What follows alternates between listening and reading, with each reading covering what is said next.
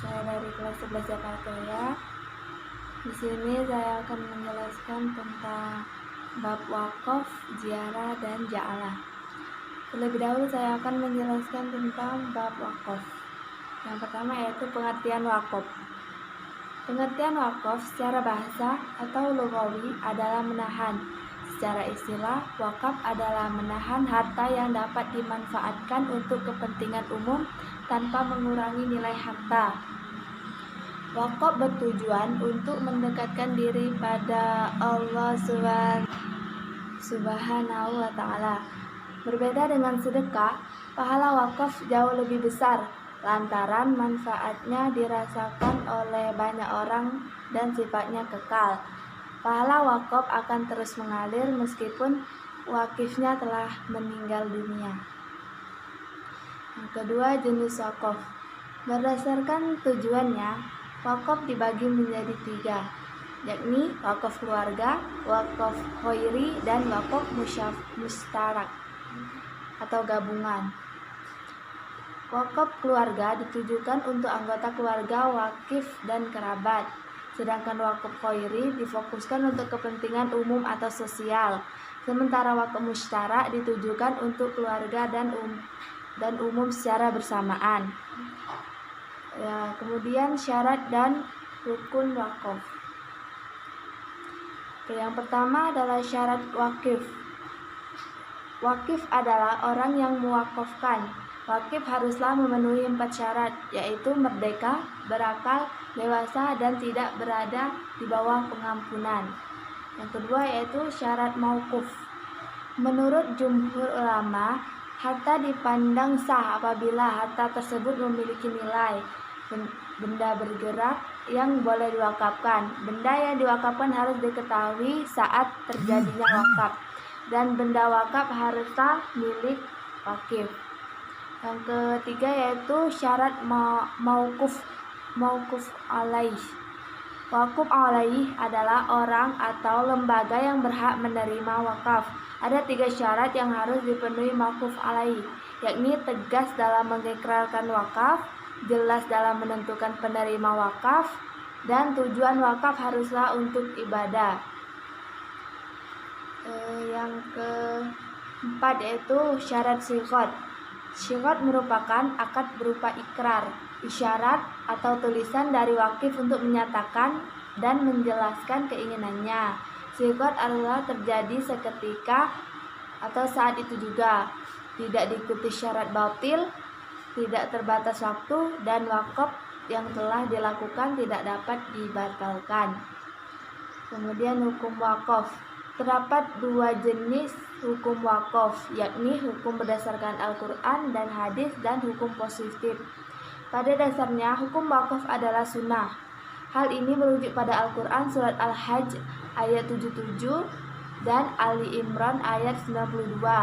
Sementara berdasarkan hukum positif, wakaf diatur dalam Peraturan Pemerintah Nomor 42 Tahun 2006 mengenai pelaksanaan Undang-Undang Nomor 41 Tahun 2004. Kemudian keistimewaan wakaf. Wakaf tercatat sebagai salah satu amalan ibadah yang istimewa. Berbeda dengan ibadah lain seperti sholat, puasa, haji, umroh, dan zakat, pahala wakaf tidak terbatas waktu. Artinya, pahala akan terus mengalir selama wakaf tersebut masih digunakan dan bermanfaat bagi orang lain. Kemudian contoh dari wakaf adalah uang logam, mobil ambulans, binatang ternak, Al-Quran, sajadah, dan mukena untuk digunakan umat Islam di masjid. Kemudian banyak lagi seperti tanah atau bangunan apapun. Kemudian bab ijarah. Ijarah umumnya digunakan dalam perbankan syariah. Secara makna dan konteksnya, dalam perbankan, ijarah adalah pemindahan hak guna suatu barang dengan pembayaran biaya sewa tanpa diikuti pemindahan kepemilikan atas barang tersebut. Singkat saja, ijarah berarti menyewa sesuatu tanpa memilikinya. Contoh transaksi ijaroh. Dalam perbankan syariah, salah satu contoh transaksi ijaroh bisa dilihat dalam pinjaman multiguna. Contohnya, seseorang meminjamkan sepeda motornya ke bank untuk mendapatkan pinjaman. Hak guna sepeda motor tersebut berpindah ke bank, namun tidak atas kepemilikannya. Setelah nasabah melunaskan pinjamannya, maka hak guna sepeda motor tersebut kembali ke nasabah. Rukun ijaroh. Adapun rukun ijaroh adalah sebagai berikut. Yang pertama yaitu ada orang yang menyewakan suatu barang atau muajir dan mustajir. Yang kedua ada akad antara penyewa dan yang menyewakan. Yang ketiga ada ijab kabul atau siqot. Yang keempat ada ufa atau ujrah. Yang kelima adalah ada manfaat baik antara pihak yang menyewakan dan pihak penyewa. Syarat ijaroh. Pertama yaitu kedua pihak yang melakukan transaksi sudah dewasa atau balik dan berakal atau tidak mabuk. Yang kedua pihak yang melakukan transaksi memiliki kerelaan dan tidak didasarkan suatu paksaan dari pihak manapun. Yang ketiga, barang yang menjadi objek transaksi harus jelas adanya. Yang keempat, barang yang menjadi objek transaksi harus halal sesuai syariat Islam. Barang yang menjadi objek transaksi menjadi hak muajar atas izin pemiliknya. Yang terakhir yaitu manfaat yang didapatkan harus diinformasikan secara tenang dan jelas. Dan yang terakhir adalah ja'alah. Pertama adalah pengertian ja'alah. Menurut bahasa, ja'alah berarti mengupah secara syarak sebagaimana dikemukakan oleh Syed Sabi dalam bukunya dengan judul Afiq As-Sunnah. Artinya sebuah akad untuk mendapatkan materi atau upah yang diduga kuat dapat diperoleh. Dalam istilah lain, ja'alah selalu sepula diartikan dengan sayembara. Secara istilah menurut mazhab Malikiyah, ja'alah adalah akad sewa atau ijarah atas suatu manfaat yang belum diketahui keberhasilannya. Terdapat probabilitas atas keberhasilan atau kegagalan dalam menjalankan suatu pekerjaan. Hukum ja'alah.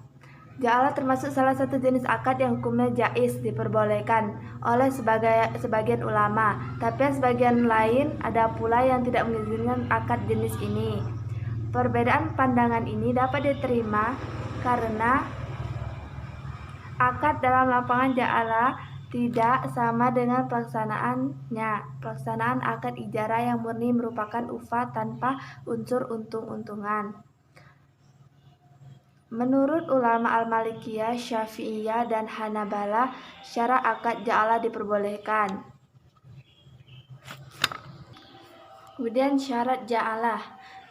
Upah dalam ja'alah berupa harta yang diketahui jenis dan ukurannya karena upah yang diketahui tidak sesuai dengan tujuan transaksi ja'alah. Aplikasi ja'alah dalam perbankan syariah adalah seperti kartu ATM, SMS banking, pembayaran tagihan, dan pembayaran gaji elektronik.